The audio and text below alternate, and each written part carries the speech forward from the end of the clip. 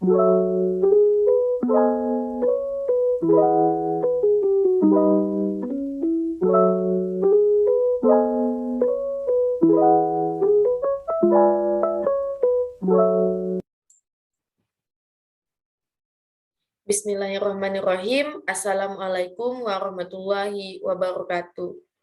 Baiklah, perkenalkan nama saya Noviani dengan NIM 1200126 dari kelas 4A Prodi Pendidikan Agama Islam. Pada kesempatan kali ini, saya akan menjelaskan materi Al-Quran Hadis tentang memahami Quran Surah Al-Isra ayat 27. Baiklah, langsung saja ke materinya.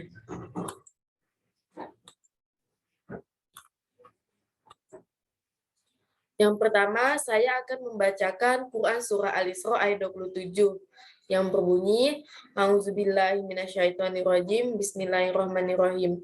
Innal mubazzirina kanu ihwanasyayatin wa kana syaitanu lirabbihi kafura. Yang artinya, sesungguhnya orang-orang yang pemboros itu adalah saudara setan, dan setan itu sangat ingkar kepada Tuhannya. Baiklah, saya akan menjelaskan sedikit mengenai asbabun nuzul Quran Surah Al-Isra ayat 27. Surah Al-Isra atau dikenal juga dengan nama Surah Bani Israel termasuk golongan surah Makkiyah.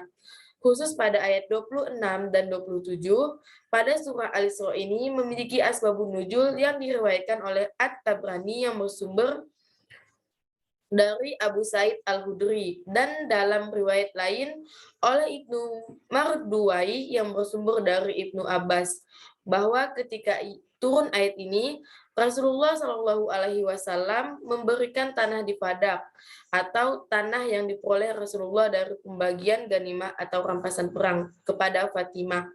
Pada dasarnya, ayat ini diturunkan Allah untuk menjelaskan perbuatan orang-orang pada zaman jahiliyah.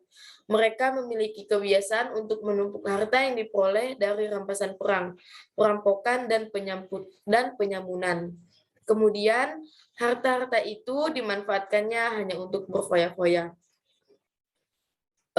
Isi kandungan surah Al-Isra ayat 27 menyatakan orang yang boros adalah temannya setan, yaitu terdapat di dalam surah Al-Isra ayat 27 di ayat awal yang berbunyi innal mubazzirina kanu ihwanasyayatin. Sesungguhnya pemboros-pemboros itu adalah saudara-saudara setan. Yakni saudara setan adalah setan dalam pemborosan, melakukan tindakan bodoh dan tidak taat kepada Allah serta berbuat maksiat kepadanya, kata Ibnu Katsir dalam tafsirnya. Sayyid Qutb dalam tafsir Fi Zalalil Quran menjelaskan, ukuran penilaian mubazir atau tidak bukanlah pada sedikit banyaknya pengeluaran, tetapi pada objeknya. Atas dasar inilah orang-orang yang berbuat mubazir digolongkan sebagai saudara-saudara setan, sebab mereka berinfak untuk kebatilan dan kemaksiatan. Karenanya mereka adalah teman-teman setan, tulis Sayyid. Dalam tafsir Al-Munir, Syekh Wahbah Al-Zuhaili menegaskan haramnya pemborosan berdasarkan ayat tersebut. Ayat yang dimana Allah mengharamkan pemborosan, sebagaimana perkataan Imam Syafi'i bahwa pemborosan adalah mengeluarkan harta tidak pada tempatnya dan bukanlah pemborosan jika membelanjakannya untuk kebaikan, kata Syekh Wahbah Az-Zuhaili. Selanjutnya, akhir surah Al-Isra ayat 27 menyebutkan sifat setan, di mana ayat tersebut berbunyi, wa kana syaitanu lirabbihi kafura, dan setan itu adalah sangat ingkar kepada Tuhannya. Karena setan ingkar kepada nikmat yang telah Allah berikan kepadanya dan tidak mau mengerjakan amal ketaatan kepadanya, bahkan membalasnya dengan perbuatan durhaka dan melanggar perintah, terang Ibnu Katsir. Buya Hamka dalam tafsir Al-Azhar mengemukakan penjelasan menarik. Teman dan saudara setan itu memiliki pengaruh besar pada orang yang ditemaninya. Orang yang menjadi teman atau saudara setan, ia juga akan terpengaruh dengan sifat-sifat setan. Di antaranya adalah keingkaran yang sangat, nauzubillah.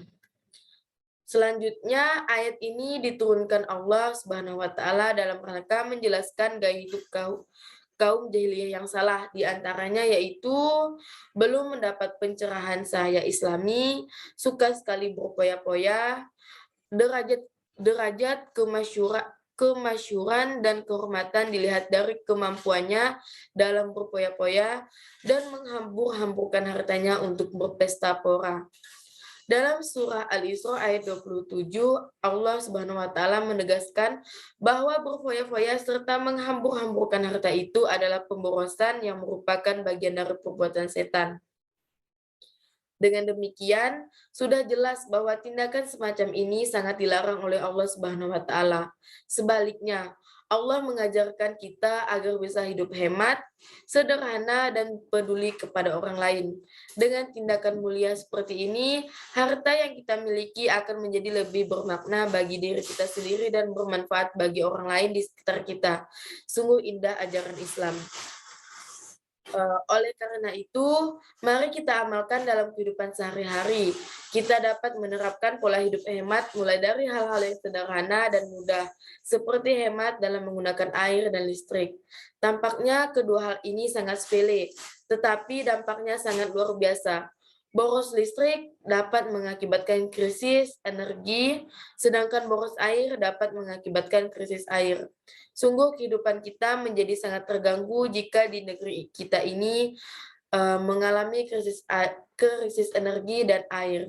Kita dapat menghemat penggunaan listrik dengan cara menggunakan seperlunya dan mematikannya pada saat tidak diperlukan.